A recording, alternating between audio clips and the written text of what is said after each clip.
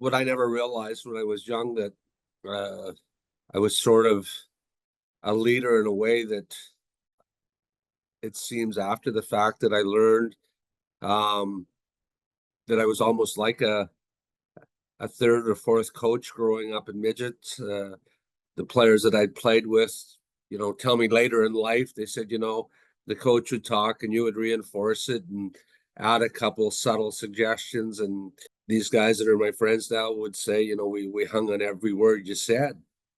And I was always interested in coaching. And I believe that as a player, I sort of played with a little bit more of a cerebral game than just skill alone. I thought that was probably my strength, that because I wasn't the greatest skater or the biggest guy, that I was able to compensate through thinking the game and thinking situations out. And I enjoyed coaching so much that I actually realized at a real young age that, maybe I should go forth and attain my coaching certification. I did that when I was 23 and 24 and still playing professionally in Switzerland, with the long range vision of perhaps one day being able to coach. And it became to be. I finished my different certifications and was unfortunately injured in Europe, and had the opportunity to coach in the league that I was playing with no coaching experience, which was a pretty huge step. And in hindsight,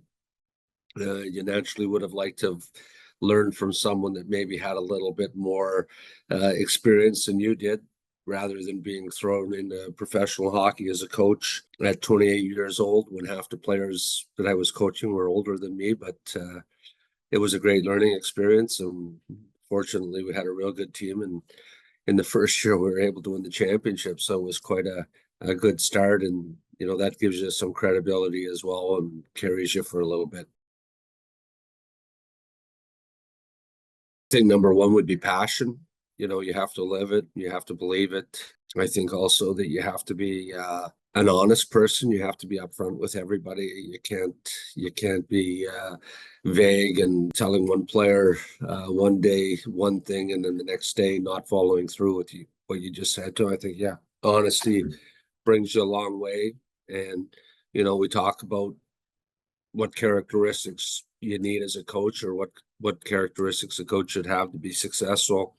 Actually, in the certification program, there is a great question on what is a role model coach for you as an individual, as a coach. And I think just reflecting on that and filling that segment in the workbook out of what a role model coach means to you, I think a lot of the characteristics that you define will be very similar to most people that want to be involved in coaching or are coaches. And I think if you were to fill that out, you would answer your own question: how do I need to be? What do I need to be? And a great piece of advice that I received from a good friend of mine that was eventually the Swiss national team coach, Sean Simpson. He was telling me how he was involved in different meetings with NHL coaches and international national team coaches. And he said, all the coaches are the same. There's no difference. They're the same as us. They're the same as us. They study a little bit more. They got a break maybe here or there more, but they all have that passion to wanting to be as successful as they can be. They're organized, they're planned, they're thoughtful. And he says, at the end of the day, though, the common denominator for everybody is you have to be yourself. You can't be somebody you're not. You can't be John Cooper, or you can't be Sheldon Keefe. You have to be, in my case, you have to be Mike McParland. That's who you have to be. And if you're trying to be outside your own comfort zone, the players, especially as they get older, the players are able to differentiate, are you real, or are you telling us some type of story? They read you as a coach if you're being natural.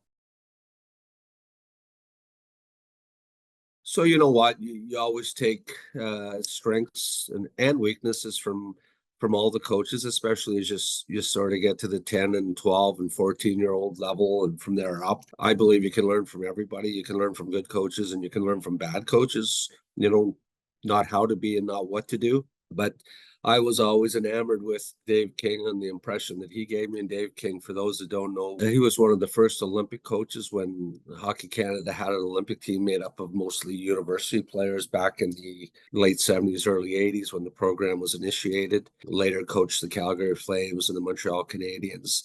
So I always respected Dave King. I was invited by him to join a Team Canada team that him and Jean Perreault and George Kingston were coaching back in the 80s. And Dave King made an impression on me that I never forgot to this day, in the fact that we brought a group of players together from all over Canada for a training camp to play for Canada in what at that time was called the Pravda Cup in Russia. And it was the first time Dave actually met anybody face to face, was on the ice. The players were coming in. The training camp was in Toronto. And Dave had not met anybody. And Jean Perreault suggested at the end of the first practice, or partway through the practice, that maybe for tomorrow's practice, the players should just put their names on their helmets so they can address the players by names. And Dave King, and not meaning to be demeaning by any means, turned his head to Jean Perreault and said, "Jean, what's the matter? Do you not know everybody?" So Dave King had never met anybody, but knew everybody. So that was an impression that has lasted to this day with me. And I do keep in contact with Dave when I have the chance.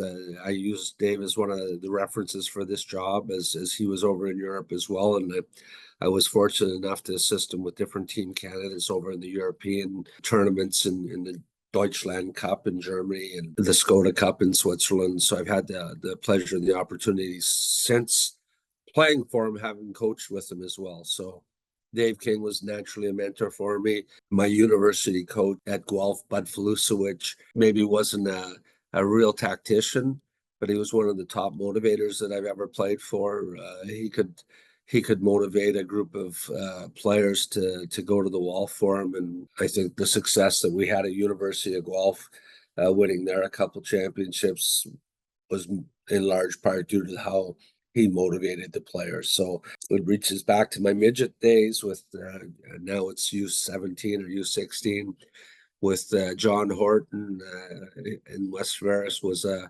He was someone I looked up to as a young guy, and he was always someone that managed to get the best out of players. He just had a natural way about him as a father figure at that time for us when we're 14 and 15 years old.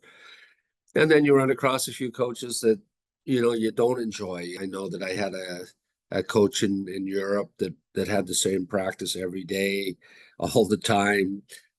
I understand that repetition's a necessity to improve everybody's game, and at the same time, you have to stay fresh and relevant. And things change from September to December on what you should be going over in practice. So you learn a little bit of the do's and don'ts from the coaches maybe you didn't like. But every coach has his strengths and weaknesses for sure. And as I said at the start of the question, you learn from good coaches as you learn from bad coaches. I think the certification program naturally is a great program. I know I take part in it as often as I can. And again, I miss the in-person that we used to have more often. But I think through that is one aspect where they can continue to improve, as well as different seminars that are available. I know the Roger Nielsen seminar continues. I know there's an expense to it naturally, but that continues in Windsor. There have been, and now I believe it's over because there's no more in-person NHL draft. There would be symposiums at the draft. I know there's symposiums during the World Championships and maybe at the World Junior Championships if coaches have an opportunity. I think that you can always learn and you always have to learn, and that's what I tell the coaches when I'm leading the certification program, when I'm the facilitator there. I said I want to learn something while we're here. I don't want everybody just to sit there and listen to me talk. I want input. I want ideas. I want to see something new that I can tweak or twinge and use with our players, even though our players are 24 and maybe you're coaching somebody that's 11 or 12, but maybe somehow we can form that exercise into something that's applicable to our age group. And I tell all the coaches all the time at the certification program, I want to learn something too. I always do too, to their credit. Once we once we get them participating, the time goes first of all faster for everybody when you're there for whatever it is, if it's 16 or 20 hours. If you have to listen to one person talk all the time, it's pretty monotonous and seems long. But as soon as we get everybody participating, you know, we've achieved a couple goals, and naturally one of them is helping make the course pass at a quicker rate and interesting rate, and everybody going home feeling that they've contributed and taken something home with them. I think that as young coaches, you know what, you should watch other coaches' practices, steal drills. Nobody's made their own drills. Everybody stole drills. Everybody can tweak them. Be ready to learn all the time. Listen, you know, and if you have ideas, interject with your ideas and your opinion. You know, don't just be in agreement all the time with what somebody says, because the other thing I say to all the coaches, there's nobody that knows everything when we're doing these certification programs, and if we can all benefit and grow, that's a benefit for everybody. And I think that's today's message. With you continue to hear today's youth are different and it's ever changing, and if we as coaches aren't flexible enough to be able to change and learn new ideas and new approaches how to teach and instruct the modern athlete, then you get left behind. And I think that's, as coaches, we're just as responsible to continue learning as the players are responsible to continue developing. And the better we make ourselves, the better we can make these players.